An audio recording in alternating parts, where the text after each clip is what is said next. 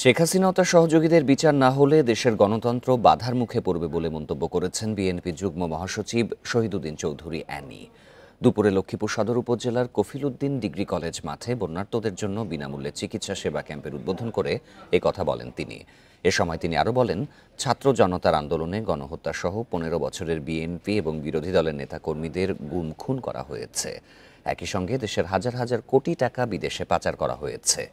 এসব ঘটনার বিচার করতে অন্তর্বর্তীকালীন সরকারের কাছে দাবি জানান তিনি। এ সময় দলের নেতাকর্মীদের প্রতিশোধ পরায়ণ না হওয়ার আহ্বান জানান শহীদুদ্দিন চৌধুরী অ্যানি।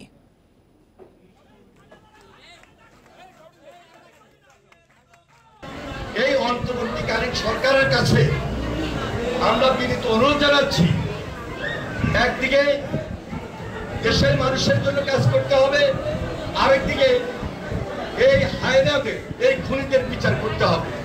বিচার দরকার। বিচার যদি না হয় এই দেশের গণতন্ত্র হুমকির মুখে পড়বে।